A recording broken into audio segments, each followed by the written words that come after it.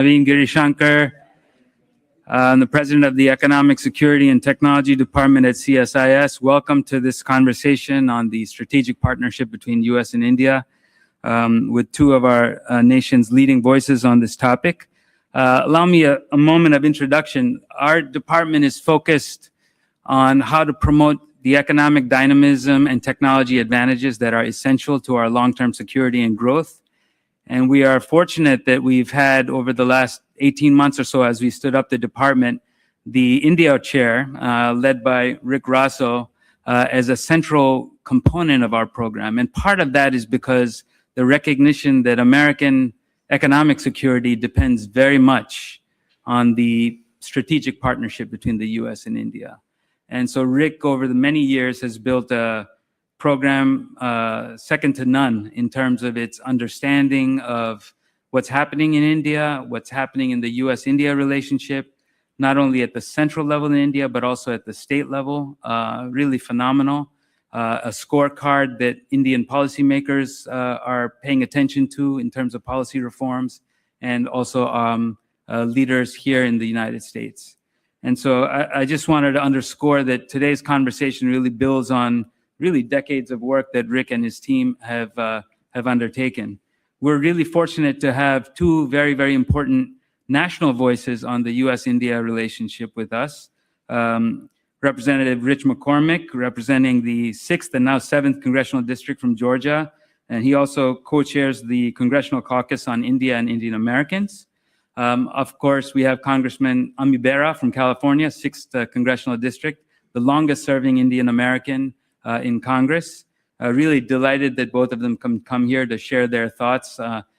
This is a relationship that, if you pay attention to the vicissitudes of what's happening day to day, trade talks, this, that, and the other, sometimes you miss the big picture on what is the timeless and now universal aspect of the U.S.-India relationship, which is two countries that believe in the resourcefulness of free people, the importance of science and technology, the importance of entrepreneurship and trade and investment. And so we're going to hear a lot more about that today. And I will just say, on a personal note, I'm really excited about this conversation. My parents came here almost 60 years ago, in the beginning, late 60s, early 70s. And one of the things that I've taken to heart is the American innovation system is the largest and most dynamic in the history of the world. And I'm proud that Indian Americans have been important contributors to it, and they continue to be so. And I think we'll hear more about that today. So with that, I'm going to hand over to Rick, and really warm welcome to both the congressmen. Thank you so much. Great. Thank you. Well, let me start with Congressman McCormick. I think it was a little over a year ago, you took over as co-chair of the House Caucus on India and Indian Americans. Got to hear a bit of this in the back room before coming out, but what sort of attracted you and pulled you in the direction about taking this important leadership role in this important relationship? Well, as you guys probably realize, there's a reason for my great success in medicine and everything. I am 2% Indian. I just want to throw out there right now. I did my genetics. That's how I made it through medical school. We have 14% Indian diaspora in my district. It's the wealthiest Republican district in America by median income. And a large part of that is because it is the wealthiest and most successful demographic in America. Likewise, we have a large Korean diaspora. We have about 40% minorities. It is an extremely conservative district, especially financially. And there is no more important friend that we're going to need for the future of not just for the United States and India, but for the entire stability of the world than India. If you consider about the regional security of the Chinese influence of that sphere, 70% of the trade that goes through that straits there with Taiwan, the commonality we have in the way we look at economics and freedom and advancement of a people. We can literally, you have the oldest democracy and the largest democracy.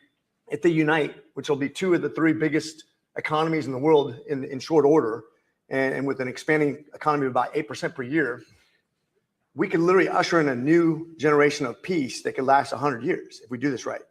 Conversely, if we do it wrong, it could be catastrophic for us. If they start joining up with Russia and China, that will put everything out of balance for us, and it would be devastating for the future of our relationship as well as for the world, in my opinion.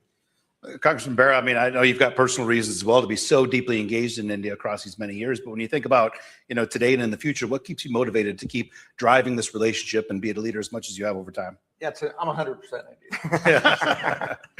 Indian by nationality. What's super interesting, what makes America such a great place is my district's 75% Caucasian. It's not an Indian American.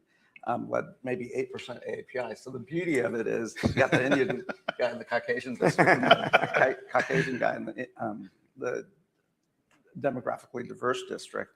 What keeps me engaged, for 3 decades, if you go back to the Clinton administration, through the Bush administration, through Obama to Trump 1.0 to Biden, India's been very key to our whole Indo-Pacific strategy. We've seen this rising nation. We've seen this rising economy. As Rich pointed out, largest democracy in the world. So our interests align, and this has not been Democratic or Republican. The caucus is one of the largest caucuses on the Hill. And we've got to get this right. Rich alluded to the world's changing. The framework we put in the United States post-World War II through the Cold War, through the post-Cold War era, that's different today. We know clearly who our adversary is in Beijing. That's going to be the leading competition in the world. We're going to create new structures based on like values, democracy, free markets, entrepreneurship. China is a very different country with a different model. We don't have to guess what Xi Jinping wants to do. He tells us. So it's incredibly important, particularly for stability, not just in the Indo-Pacific region. I mean, India, I think it is the fastest growing economy in the world right now, is going to be key here. So we just put a resolution together this past fall. Rich was a co-sponsor of it, but very strongly bipartisan, Joe Wilson and I, to signal that as a different branch of government, nothing's changed in how Congress sees the importance of this relationship. Yeah. President sometimes may say a few things that are different, but he has a different diplomatic style. Yeah, I wonder if you can comment on that as well, Congressman McCormick. I mean, sitting in the India lane all the time, you hear this is a bipartisan relationship. Is that relative? I mean, how unique is that? And what is it that about India that brings both parties together uniquely or somewhat uniquely in this lane? This is not a simple thing that we're facing down. Realize that Prime Minister Modi is extremely nationalistic in a good way. I mean, he's looking after his country just like we look after our country. He wants to bring productivity and expansion and technologies to his country. He wants the military to be built up inside of his country. Matter of fact, there's several laws that kind of inhibit our collaborating and that are troublesome to the advancement of their military as well as our collaboration. But I understand why he's doing it. If you understand his motivations, if you understand some of the things that frustrate us when they buy cheap Russian oil, it basically funds a war in Ukraine. We hate that. But he's doing it for the best interest of his country so he can expand his economy with cheap energy. So there's a lot of economical reasons that he's going to do what he's going to do. But in the end, I think he understands how important we are because we are like-minded. And because when we collaborate, when you have 250,000 Indian students here right now in America, right now, but we also have 250,000 Chinese students in America right now. We have 1 million total. The industry that we bring back to India, the consumption that we do of Indian goods is very important. But we need to make sure there's balance there, that there's equal buy-in. And it's not going to be perfectly balanced. Anybody who's married understands that, but some better than others.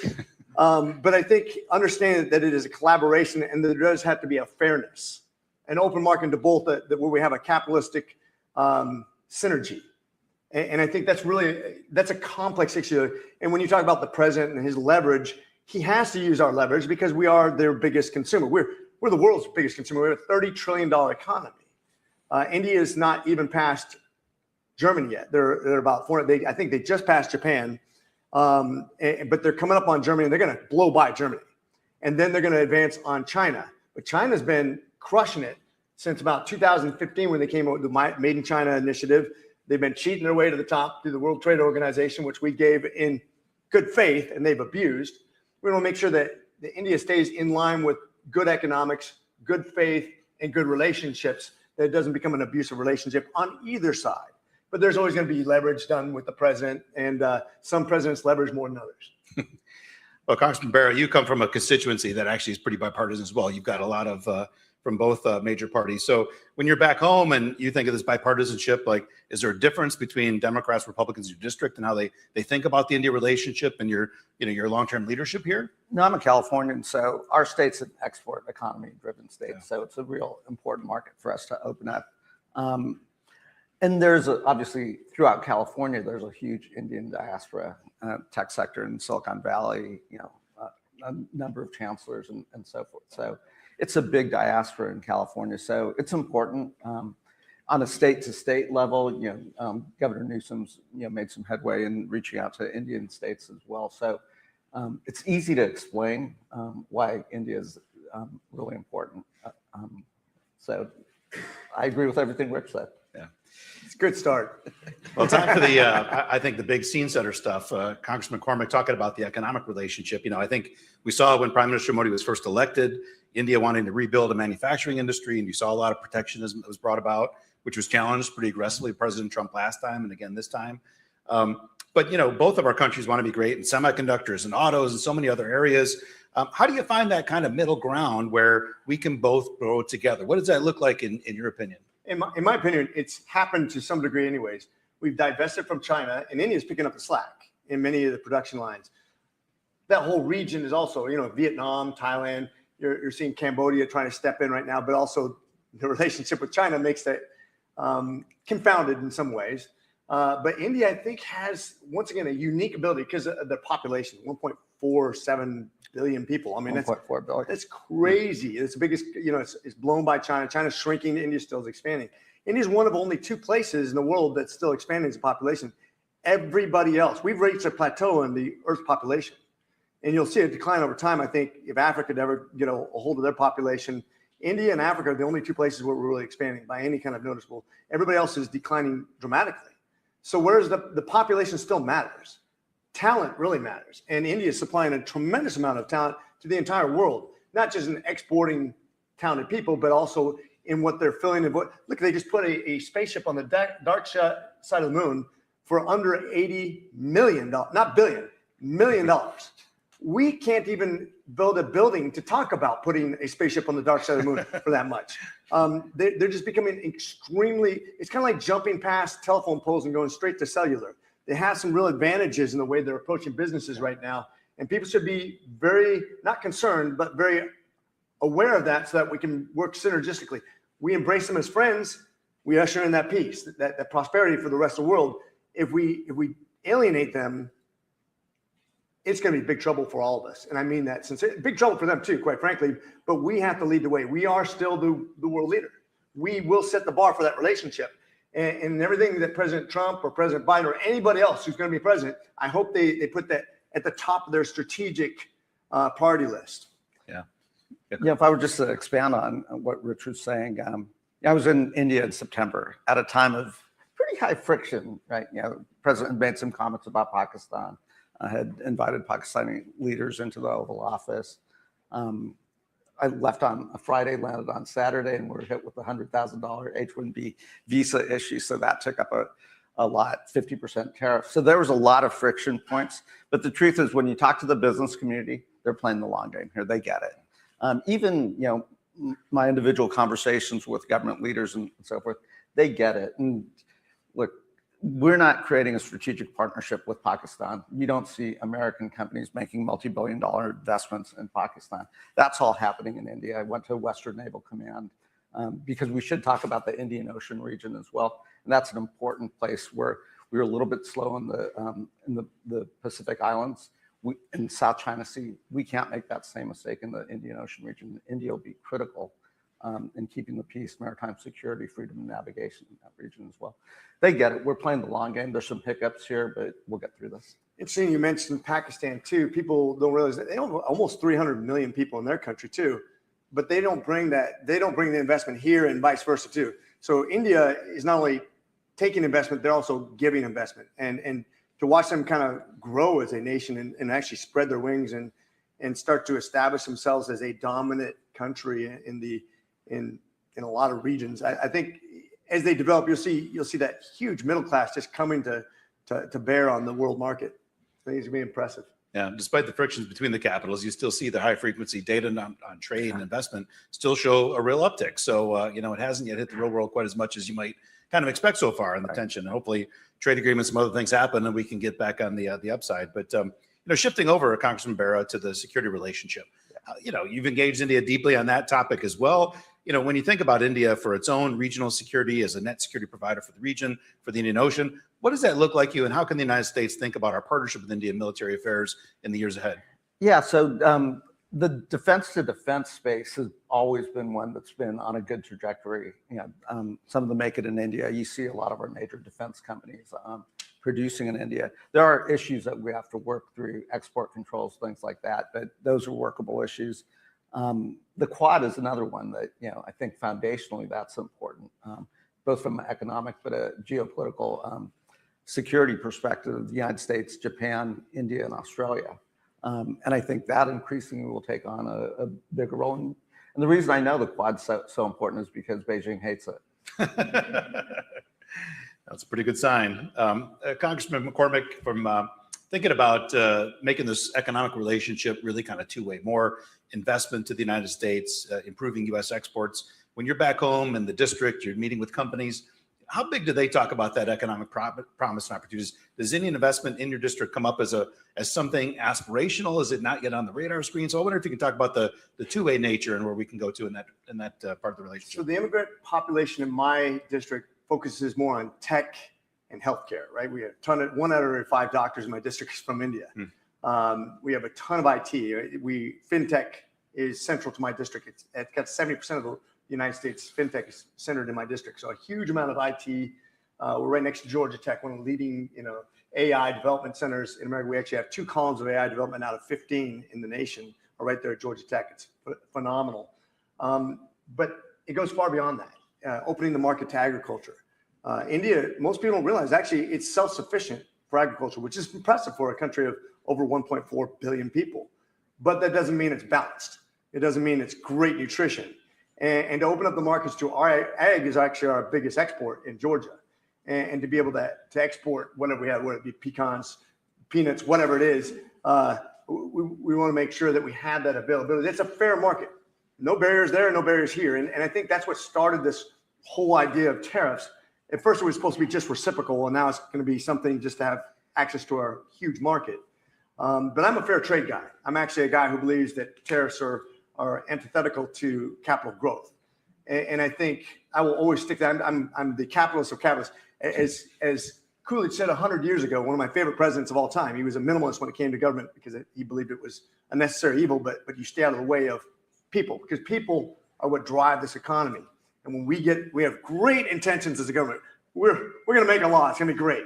No, it's not. Usually laws make it worse on people. Quite frankly, there's tons of bad laws out there we can't get off the books because we can't come to an agreement on the bad things we have. But if you think about what Coolidge said 100 years ago, he said, the business of America is business. It doesn't matter if you're talking about immigration, trade, laws. Everything you do should be around the idea that you're going to create a profitable environment, not to pollute the environment, but a profit, because polluting is not profitable either, by the way. But if you think about what's good for business, it's good for people. Upward mobility. Nobody feels good about themselves sitting at home getting supported by the government. That doesn't help with your depression, your anxiety, your suicidality, your drug and alcohol. As an ER doc, believe me, those people are sad. Create an environment where you have the ability to go do any job and get a better job next week, and you'll be happy. And I think when we talk about our relationship to India, their ability to thrive is the same as ours. As we have a synergistic relationship, you'll see this amazing opportunity for both countries.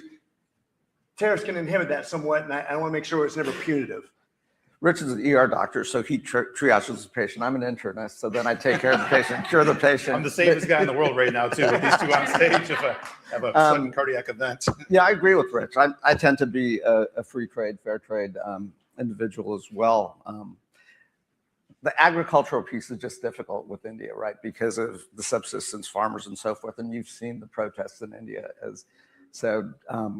Yeah, I do hope we get a trade deal, that ever elusive trade deal that seems close I think it's important that we get that trade deal. And I'd love to see zero tariffs on both sides. Yeah. I think for for a lot of basic agriculture, India's got a hard hand. Yeah. For a lot of unique products, and I think nuts and fruits and vegetables, there's a lot more space there, and hopefully, we can start opening up some of those markets. Almonds from California. Yeah. Congressman Bera, you mentioned briefly, and I'll ask for both your opinions on in terms of the Quad. I mean, this across again multiple administrations now has really become one of the defining vehicles for improving U.S. India security cooperation, not military cooperation per se, but at least security cooperation, both for helping the four countries themselves, but then coming together to provide benefit across the Indo-Pacific. So, the Quad has maybe a skinny down agenda so far under Trump 2.0, but we're hoping to have a Quad, senior meeting coming up pretty soon. How do you hope for the Quad to kind of evolve today and in the future? Yeah, I think it's really important for President Trump to be there and attend the Leaders Summit in the Quad, which has moved a couple times. I think for his relationship with Prime Minister Modi, and if you were to go back 12 months ago, like they had a real, what at least externally looked like it was going to be a really close relationship and get a lot done. You did Howdy Modi, where President Trump in Houston and Namaste Trump in Ahmedabad. So again, you would have guessed the trajectory would have gone a lot smoother. Obviously, a few hiccups here and there, but I think if the president's there, that'll be a big signal. Yeah, but programmatically, are there things you want to see the Quad doing in the future that maybe it isn't, or things that they should? I mean, programmatically, we started the Quad Caucus here in Congress as well to in a bipartisan way to be supportive of it.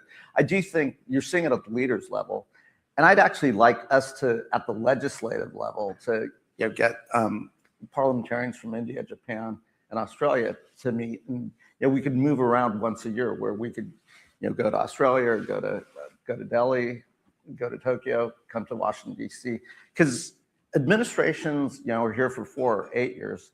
This is my 14th year in Congress, so those relationships amongst legislators are incredibly important because then we can play the long game. We can work through these issues. That's what I'd like to say. Yeah, I think too, it's important to understand the historical reference when you talk about the Quad. And don't forget about ITU2, which is India, Israel, United States, and UAE, which is equally important, intriguing, if nothing else. May not is important, but at least intriguing. It's think about the diversity of those 4 nations. But what's interesting about the Quad, and I would throw South Korea in there to an extent, and also Thailand, some very old allies we have. But if you think about the regional advantages of Australia and Japan historically, since World War II, Japan's benefited tremendously from the United States. We basically built up their entire economy. We made them a juggernaut, even more so than before World War II. We supported them in a way that they didn't even need a military. Now they're going to have a military because of China. Australia fought world wars with us. They've been so close to us. They're much like Great Britain. They're an old ally. India is a new relationship, really. If you think about it, they had a strong relationship with Russia because that whole Pakistani-India thing. This is new. And so we're still filling each other out a little bit. But I think the Prime Minister Modi has been so good at, first of all, being a deep thinker, being very level-headed, being very popular. I mean, I think he's the most popular politician in modern history by far. Probably the most popular guy since... After Rich McCormick. since Gandhi, probably. And I remember when we were talking to him in India, and he said he doesn't trust any politician that hasn't rode the train from south to north or north to south in coach. So you can experience the diversity of India, which is as equally as diverse as we are. And I'm talking about religiously, politically, ethnically, language. We have so many similarities in that sense. He has to govern this really diverse culture, which puts him in the same mindset as us. China is very monolithic in its approach to everything. So is Japan. United States and India have to think similar in the way that we approach our population, which is very different and has a lot of different ideas of where we should go, but they both have a very capitalistic approach, which I think is beneficial to the way we see the world. Yeah. Congressman McCormick, going back to kind of high-tech issues, you've not just been a leader in India, but a leader on artificial intelligence. India's hosting the big global AI summit. I think we're both going to be out there. When you think about cooperation in those leading-edge high-tech areas, the United States has looked at compute export controls, things like that. Where does India kind of fit in? Like, what does partnership look like in some of these really robust emerging tech areas where you've also been a leader? Actually, this is a really important topic. I talked to Jensen He's got this little small company called NVIDIA. You'll hear about it. He was here in the someday. building a few weeks ago, yeah. We were just talking about this last week, as a matter of fact. We're texting back and forth on some posts we've done recently, because the India market, if you think about it, they're either going to rely on us or China. They don't have the infrastructure ability by themselves. Do we want, if we start limiting access to our products, that's going to be bad for us as a country. We won't be the standard. We have to make sure we don't limit our ability. And that doesn't mean we give away all of our top secret stuff. That's not what I'm talking about. But if we limit our good chips to the rest of the world, they'll get them from somewhere else. Maybe not as good as ours, but then they become the standard. And so we got to make sure that market stays open, that it stays fair, that we're not having these reciprocal tariffs that force the price point up and make our product unaffordable, that we don't start hoarding those things and then end up on the outside of all those developing countries, not just India, but the entire Eastern Pacific, which China is really competing for us. And even that goes over to the Western Hemisphere. We just talked about Venezuela. The Chinese influence there has been far exceeding ours for a long time. Brazil is another concern for me. Colombia is another concern. Obviously, Cuba. We have to make sure we're allowing our products to get out there in a fair market way and to encourage that. So we are the industry standard. I can't stress that enough. And all these state legislators, and this is why I think it's really important that we codify that we don't have states. I'm a federalist. I believe in state rights as much as anybody, but this is interstate and international trade. It's really important that we don't inhibit ourselves from progressing and being non-competitive in the world market. This is why I think this should be bipartisan. If any, this is about our survival. This is the most transformative technology that we've ever seen in our lifetime. And we got to be on the right side of history. Yeah, let's write the bill, right? I mean, I think industry wants us to put those guardrails up, and we can't have 50 different guardrails. We've got to have a single guardrail. If I just expand, Rich alluded to India's importance on the world stage. And one area where, again, when I was in India in the fall talking to the government officials, where I think they have a real opportunity, and also to build a relationship with President Trump. President Trump, I think, genuinely wants to end the conflict in Ukraine. I think India does have lines of communication and a deeper history with Putin, with Russia.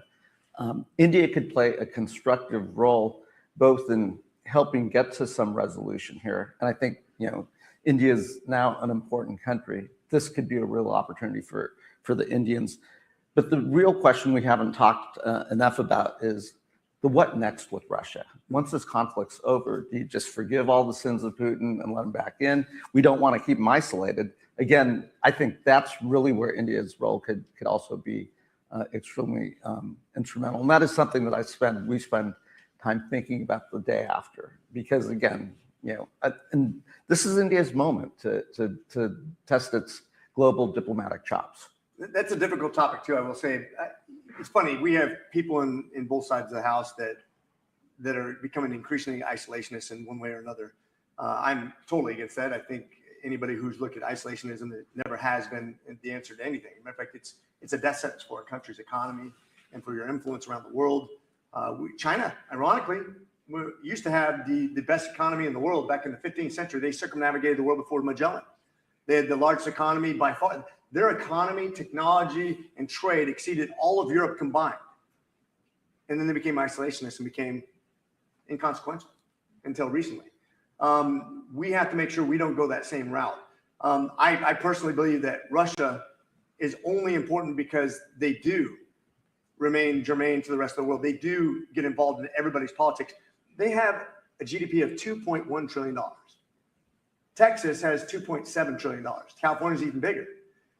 I'm glad you pointed that out. But I will say this. They don't have to be a world power in the way that they project. But I think this is where we have to be careful that we don't confound GDP. Already, India has over twice the size of a GDP of Russia. They can literally set the boundaries for Russia themselves. They are probably Russia's biggest consumer of goods, and literally can affect the future where they can punish Russia independently of the United States and form their political destiny and how it affects the rest of the world. By nature, tell me, I'm only 2% Indian, but they're fairly pacifistic as far as they're not aggressive people. They're not trying to create an imperial empire. and they want to see world peace. And I've been disappointed. I've expressed my disappointment to the ambassador. I said, why would you support anything that funds the war? Why? We should be crushing Russia. Europe has 10 times the economy of Russia, and we are bigger than Europe by a time and a half. Combined, we have a $50 trillion economy. We should be crushing Russia, just economically, let alone militarily. We would not put any troops there. And I think India will have a big part to play once they see we come in their own and they're not so reliant on Russia. And that means we have to step to the plate to produce them the energy that they need so they don't have to consume it somewhere else. Once they have more options, that will help us with world peace, I think. Congressman Bera, I guess having two positions on stage, you think about the utility of AI. Is there ways that you think about AI for provision of healthcare, things like that, where not just in terms of developing AI tools, not just in terms of is India going to have access to the compute, but is this something that we can use together to kind of unlock capabilities for the global South and others? Yeah. Absolutely. And then, again, I agree with Rich that AI is going to be a transformational technology. We're going through this very rapidly, and the United States and India should work incredibly closely together to both advance AI, solve challenges that are going to emerge, and then work together through that. Bring in Japan, bring in Korea, bring in other like-valued allies.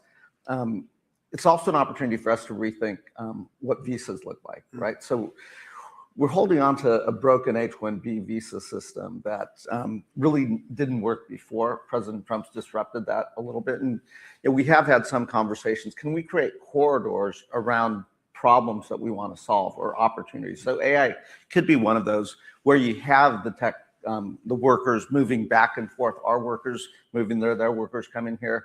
I think that is one we could do in a bipartisan way, rethinking that around specific areas and creating a new visa category. Because these are not the folks that Stephen Miller should be worrying about overstaying their visas. These are high-skilled folks that are moving back and forth. And the other aha when I was in India last was a lot of the folks that are coming here, they used to come here to get their education, start their companies here. They see how fast the Indian domestic market is growing. It is a lot easier for those young entrepreneurs to go back to India, do proof of concept. You've got the workers there, and develop their companies there because those are fast-growing domestic markets. So that they don't have to be here, and in fact, they can move back and forth. And again, if you want to work on that one together, we could think about a different visa category. This is absolutely paramount. The United States gets away from the antiquated immigration system we have. First of all, you know the controversy we have. Obviously, we don't have enough immigrants in certain areas, but it fluctuates every year based on demand. It used to be we need a tremendous amount of talent from India on tech.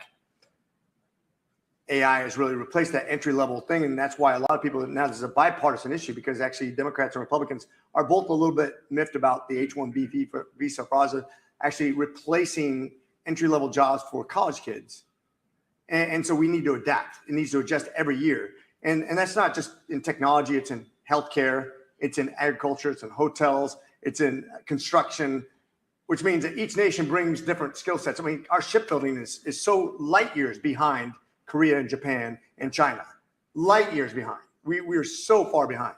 And that is strategically a really soft spot in America. And that's just one area we need to look at immigration. But if you have 1 million students here every year and you're only keeping a fraction of that talent, we need to look at our education. I mean, the three biggest things I think as far as we as a bipartisan group need to look at education, which we're hamstrung. We don't put enough kids in STEM education. We don't encourage people. We don't use our AI to actually develop students with ideal situations. We can literally design a custom-made classroom for every student in the United States, cheaper than what we have already. That's where we're at right now. But we're just resisting change, which is, unfortunately, we're just like everybody else. There's two things Americans hate. We hate the way things are, and we hate change. and so we have this dichotomy, this problem of developing the three things we have: education, healthcare, and debt are the three things that are going to hamstring us into the future. But coming to a consensus right now, and this is the political climate we live in, a lot of people were focused on the issue rather than on the solution, and that's not helpful. And so I think as we get to bipartisan, here's the cool thing, and this is why it's really good to have a bipartisan panel here where we're in agreement on 99% of everything, is only the things that we're bipartisanly going to agree on are going to pass. All the rest is superfluous. It's distraction. Anything that divides my party or divides his party we might as well not even talk about. It's just fluff. It's clickbait. But if we want to talk about things that are actually going to make a difference, the only things that are going to pass in this extremely 50-50 Congress and Senate and presidency is going to be, I guarantee the next presidency race is going to be razor thin again, and realize that President Trump won by 49.9% of the popular vote, which means just like Bill Clinton, it's razor thin. I mean, it's been like that for decades now. So only the things we agree on are going to come to reality. And that's why it's really important that we work together on things that will be transformative for the future of America. Well, let's talk about the diaspora and Hill engagement. Actually, we got some great folks, Sanjeev with the diaspora, and Suresh with Pan IIT. I mean, there's been a lot of groups that have really tried to kind of channel that energy. But, Congressman Bera, you've been on the Hill for a while, and I imagine you got to be one of the first stops, even apart from your constituents. How has that evolved over time? And are there things the diaspora could be doing different to be kind of engaged, topics or other ways? Yeah, I mean, a number of things. When I first got elected in 2012, I was only an Indian American member of Congress. And today there's 6 of us, right? 7. So, well, 7. So it's 2%. Honorary member of the Samosa Caucus, Rich. So you've seen that. You've seen political engagement, mature in the diaspora. My parents immigrated in 1950, so I grew up, but it was a very small diaspora. And I'm a good Indian kid. I went to medical school and then decided to run for Congress. Was that approved or not? Or family approved that change? They thought I was nuts when I said I was going to run for Congress. Like, you're going to do what? But now you see folks, we've had governors, we've had state elected, a lot of state legislators, mayors. So that's coming, right? The diaspora that was born and raised here absolutely sees that they've got a seat at the table, and that's a good thing. So I think that'll engage the diaspora. For the diaspora that immigrated here, they kind of keep your head down, start your business, build your community, don't attract attention to yourself. So I think that evolution is occurring in quite a natural way. Part of the design of doing the bipartisan resolution, codifying why the U.S. India relationship was important, is so we could actually give these groups like Indiaspora and others something that they could actually take around to their members of Congress to say, hey, we'd like you to co-sponsor this. I think that's the next piece of lobbying that needs to occur. I've tried for 14 years to figure out, okay, what drives the Indian American diaspora. There's not one, it's not like Israel, where the Jewish American diaspora can rally around Israel. We're an incredibly diverse group of individuals, as Rich has already pointed out, and you might see that change over time. You did see it around the civil nuclear deal, where I think that's the one time the diaspora really did come together to get that passed back in the Clinton era. Yeah, we had the same. I see Ray Vickery in the front row here too, with removing the sanctions after the nuclear test. A couple of times the diaspora stood up, but it's got to be really unique, really powerful, and with a very specific target, I think. But for folks in the audience, we're going to come to questions, but you see we got a QR code up there, so it gets launched on the iPad. So if you do have questions, we're not going to take it directly. We're going to have it because I'm grouping a lot of questions that are brought up here. But Congressman McCormick, I wonder if you can touch on the same. You've got a relatively high percentage of Indian Americans in your district, as you pointed out early. Is there specific things they ask for that are kind of unique to the diaspora, or most of the diaspora the same things that you hear from a lot of your constituents? So the big frustration, of course, is going to be the immigration policy. For a long time, it's been broken. Because everything else, they're excelling, right? We don't have a problem with making money. We don't have a problem with opportunity, but you have people here who are literally growing up as kids, getting to age 21 and then being deported because they follow the law, right? And that's not fair, because now you're going to a country you've never been a part of. You may not even speak the language. You're as American as anybody who's ever been here. And that's not creating a very good system. We have such a problem with immigration policy. We submitted an H-1B visa modification last year. I thought was very fair and balanced. It was going to give pathway to people who've been here for 20 years. Like, literally, if you come here on a visa, it could take you over 20 years now because of the backlog. Because remember, there's a 7% cap per country. Well, when you're the biggest country with the most immigrants here, that's not gonna help you become a citizen. That's gonna put a cap on you unfairly, even though you've been waiting in line, following the laws, doing everything right. We need to do something better, and we need to retain our talent. Like I said, 250,000 people being sent back to India to compete with us. We need to retain some of that talent. That's really important. And we need to make sure we're very smart about how we do it. It has to make sense for America too, right? We can't replace our own students. We have to encourage our students not to just say, okay, well, we're going to be replaced by these students. We have to have a competitive market and maybe even limit China and limit other countries that are competing against us in nefarious ways to show that we mean business, that we want people who see the world the same way we do. That's the kind of immigration reform we need to be smart about. And that's going to take a lot of thinking and agreeing. And by the way, that cannot go from one party. It can't. It will be unsuccessful. First of all, it'll never pass the Senate. And secondly, it won't be a balanced, smart approach. There's a few things that we just can't be partisan on. I wish healthcare be one of those. Unfortunately, it's not. But there are common sense solutions to things that we have not solved yet, that we don't have anything new in the books on. The Affordable Care Act, historically, is pretty new. It's going to be very hard to correct because it's become so politicized, which is unfortunate. That's why we had such a problem with COVID. It became politicized. It's why we have problems with racial relationships, because you politicize it. If you didn't make it political, it'd be pretty easy to solve, actually. And that's what we're trying to fight in these bipartisan groups that actually see the world in a way that's realistic and beneficial to everyone. Yeah. So, Rich is alluding to documented dreamers, which is a nonpartisan issue. So you've had bills that have been bipartisan in both the House and Senate, and it is one that we should get done. Congressman Bera, so you're an active member of this relatively new India congressional study group in India. Yeah. You've been involved with others in the past as well. Like, what can we kind of expect to see from study groups? What are the sort of things they can do to kind of prompt Congress into looking at new things, new directions? Yeah, so I'm the co-chair of the Congressional Study Group on Korea, but for a long time have been advocating that there should be one on India as well. And what's unique about the study groups that's different than other congressional CODELs is that you focus on one country. So, and you bring a different group of members to that particular country every year. So Deborah Ross from North Carolina, Rob Whitman from Virginia are going to be the two co-chairs of the study group, and the inaugural trip will go out in February. But it gives you the opportunity to take members who may have never been to India, may not have a big diaspora, to do a real deep dive in understanding the opportunities, challenges, and culture of a place. So we do that on Korea. And again, this February will be the inaugural study group. And they're run through the former members of Congress. So a lot of support. Yeah. I saw that they just posted hiring. So they're going to bring somebody on, former members of Congress, to actually staff this. So for anybody in the audience or people that are watching too, there's a great India policy job out there that can help support this great work that Congressman Bera brought up.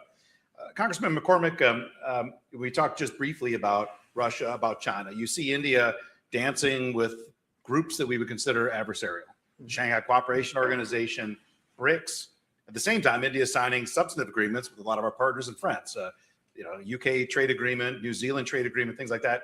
How do you look at that kind of balance on India's relationships with, groupings that are sort of anti-Quad versus those that, friends and partners to the United States? Like, how much should we hold India accountable for the bad rooms they show up in versus the partnership they got with others and with friendly countries? Well, as far as the opportunistic zone, I think the entire world is interested in India. It's an emerging market. It's a fast-growing economy. In the last 15 years, I think it's been China, India, and Poland are dominating. Now, Poland's got extremely, so it's just kind of a drop in the bucket when it comes to population. But as far as just, you can see the policies that benefit countries. What worries me, there is so many complexities that we can get wrong very quickly. And when you see India's look at the Arunachal region, which they've been fighting over for decades now, and they've actually fought with sticks and stones, and it's crazy. And there's also trade disputes, and there's land disputes, and all that stuff like that. And yet, Prime Minister Modi went to China right before their big parade. And I understand I don't think he stayed for the parade, but I was worried. I was like, wait a minute, that's not. But this is right about the time, the contentious time that we're talking about. Right. And I was worried that we're seeing a shift in world politics that would be really worrisome, because if you have the two largest world populations combined, it's almost 3 billion people. And the economic power behind that could shift the whole idea of a free market society of India over towards more of a socialistic, which I think would be extremely, once you start having a political debate over that sort of governing, it could be catastrophic, because that could literally create a world order that's contrary to our idea of what modern society should be based on, what benefits people, what I think has been benefiting people for hundreds of years. So it's important we guard that relationship, that we sacrifice for that relationship, which is a hard thing to say. We don't like to talk about that sometimes. Sometimes this is where it comes into. I'm never going to get a bill when we work together. We're never going to get a bill where I get everything I want. That's government. And yet we're so much in this fist guy. I'm an extremely conservative guy. but I'm also very realistic that I'm not going to get my way. Even when we pass a CR, I'm like, I hate CRs, but guess what? We kept the government open. And I know that's good for the people. So we do things we don't want to do sometimes because it's the only thing we do. And that includes with our relationship with India. Sometimes we have to take a more pragmatic approach to this so that we can actually look into the future to something that keeps them away from bad actors, in my opinion. And that's multifaceted. I hate CRs as well, but playing off, I get Prime Minister Modi has his own domestic politics that he has to deal with, and I think it's really important that Ambassador Gore is in country now because he's going to have a direct line to the president. They obviously have a close relationship. You're going to have a lead diplomat in country now, and President Trump has made some comments, probably unintentionally, maybe intentionally. Times he does like to be provocative at times. Really? That Newsflash. That should be a headliner somewhere. That has caused tension, and that Prime Minister Modi then has to. We're politicians. You've got to respond to your electorate and your domestic politics. We got to move past that. And again, a real strong. India historically has been a non-aligned country, and they're going to try to hold on to that. In the 21st century world, that's not going to work. You're not going to be able to play all sides, especially with a neighbor like China. I don't think India wants to be China's little brother. And join countries that share similar values of democracy, of free markets, of opportunity, of prosperity, to come together.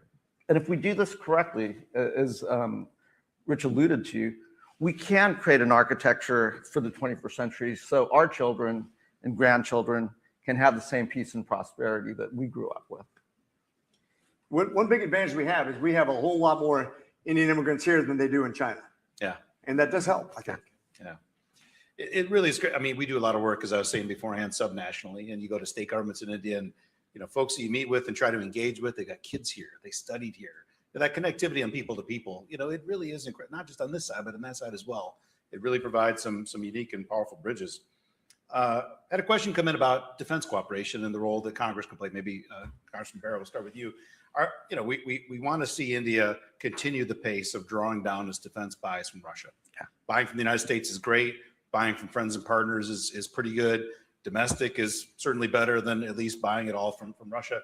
Are there roles that you think Congress can play in trying to accelerate that and help move that needle a little bit faster in ways that India would find comfortable and interesting? And we have, right? So in Trump 1.0, we gave them a CATSA waiver, and we recognize that they've got a lot of Russian equipment and they've got to maintain that equipment. And they're not just going to stop on a dime and stop. But if the trend is moving towards us, they certainly pre-October 7th had a strong defense relationship with Israel as well. And, Korea is starting to ramp up its defense production lines.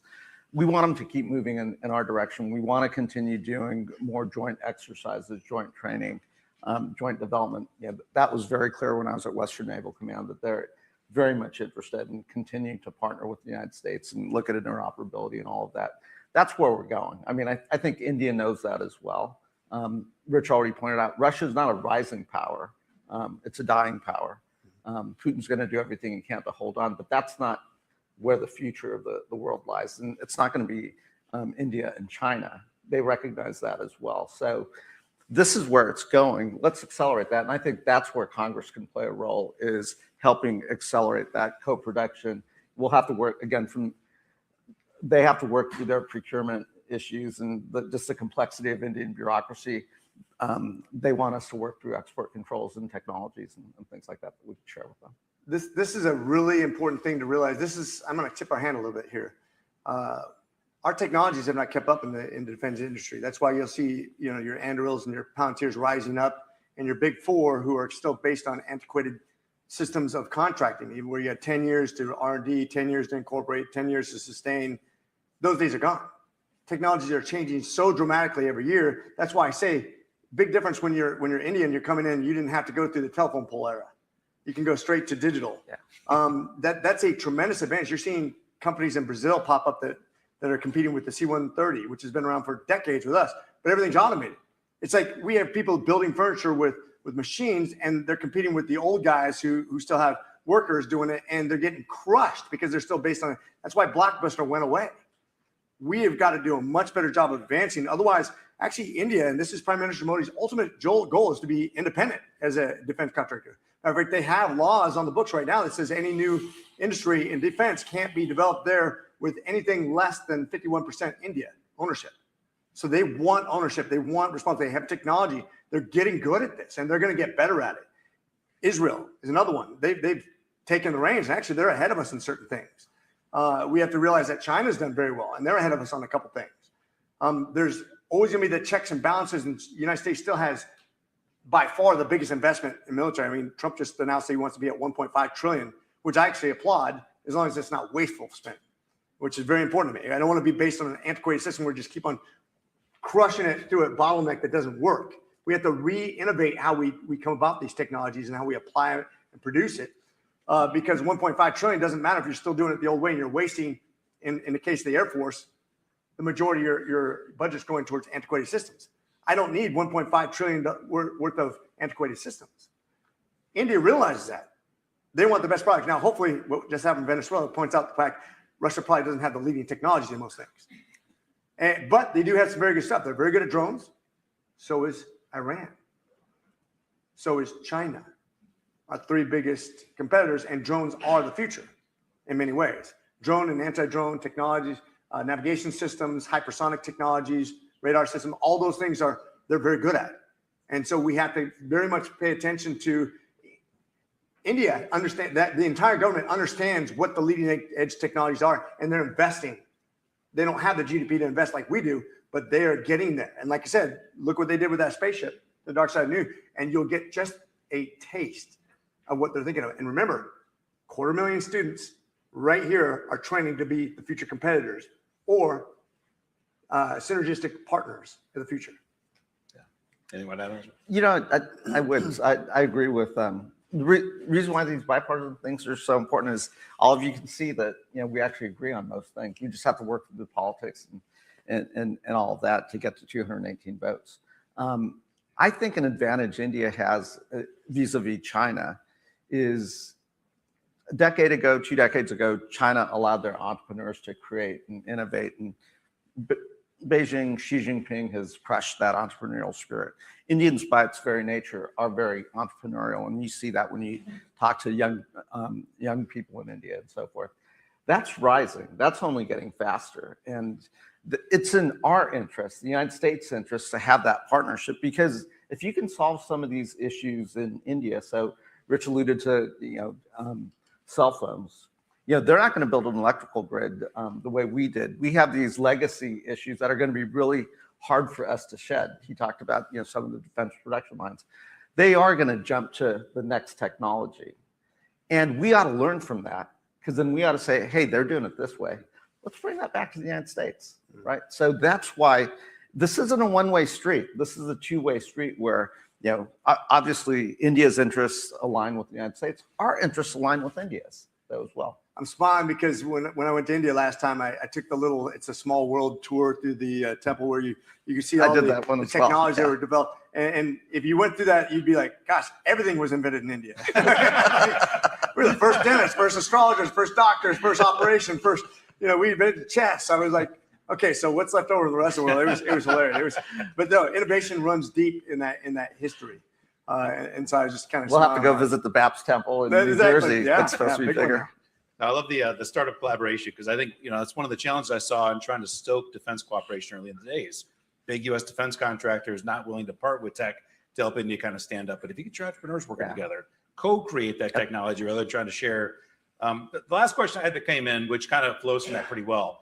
It sounds like a dull, dry topic on data, but ultimately it is kind of the underpinning. I mean, for India, this vibrant IT service industry that's really been such a driver in commercial relationships. And as we try to bring India and pack silica, do co-development of new technologies, the ability to move data is really important. So, what's the sense of Congress right now for data collaboration with our partners? Are there concerns? Are there edges barriers we want to put around it? Or is it lanes wide open for partners like India when it comes to data sharing? Because it's such an underpinning of all these technology areas we've been talking about. There's always going to be data sharing concerns with any country. Even our closest friends, I think the only countries we really are open with is Great Britain and Australia. I mean, after that, it's a very short list. because of the concerns of how it will be applied or stolen by other countries. That's what's holding us back from full-throated support of Taiwan, quite frankly. I mean, with smart mines and javelins and stingers, you could make that place into a porcupine. It would be almost impossible to penetrate because remember, China's never fought a modern war. Now, it doesn't mean they don't have the equipment, but that's a learning curve that's not easy to learn when you're doing amphibious assault. Take it from any Marine. But if you talk about data, even data storage, for example, if you look at the futures of the American market, what's holding up the market is AI storage facilities and data. Oracle, the guy who owns Oracle, basically, he's the richest man in the world, just past Elon Musk. He's buying movie studios and everything. His son is just on a loan. I mean, that is what's going to be dominated. That's why Greenland all of a sudden became very important, because they have tons of water, tons of land, and tons of ability to produce nuclear power plants and everything else that would just fuel the future of data centers and energy, everything else we're going to need, which we've hamstrung ourselves here in America. You know, when you're getting your butt kicked by France, you're in trouble. and France is way ahead of us in nuclear. And so is China, by the way. And they're planning themselves. We have more nuclear reactors, but not for long. And the only state in America that's built nuclear power plants in the next several decades is Georgia. And we only developed 2. So this is really important that we get ahead on this, because there's no way you're going to produce that kind of power from anything other than nuclear. There's no way. You're going to have modular reactors. I think we get to start looking at outside the box thinking, like the old nuclear power cores on ships. Instead of scuttling, taking those out and scuttling the ship, pull them up dry dock, plug them into the grid. Let's see what we can do. We have nuclear engineers already built in. We have a security system already built in. We have to start thinking outside the box, or we're going to fall way behind. And India has a challenge, because right now they're still heavily relying on coal. They don't have the money to develop this infrastructure. So the collaboration between the two countries is going to be huge, and how we face down that problem that's basically us versus the world, or us and India versus China, realistically, that's going to make a difference in how we develop the rest of the AI and data sharing and everything else in the world. Another nonpartisan issue. I'm a big fan of nuclear, so 3 Mile Island's coming back online as well. But on small modular, we should be working together, right? It's not commercially viable right now, but that's just science. That's just research. We can get there. We do have some, the civil nuclear deal never quite reached fruition. We got a couple issues to work through with the Indians to get there, but we can get through that.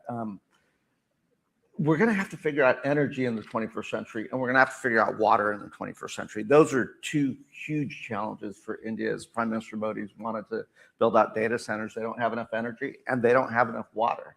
Right? That's going to be a real challenge for India over this next decade, what they do there. That's why, Rich alluded to I2, U2, India, Israel, the United States, and UAE. And we had proposed back in the Biden administration that we focus on desalination. Israel knows how to do it. We know how to do it. The UAE knows how to do it. For those Indians that are listening here and the government, I think that's an area where we ought to work together to help India desalinate water to serve its population. Now, if we can do it there in an affordable way for the Indians, we've got water issues as well. We've got droughts, and we're going to face that ourselves. We can bring that back. Yeah, we run into that. But then we can then take those technologies, co-develop, take them to Africa, where you're seeing huge food insecurity, water insecurity that's leading to political instability.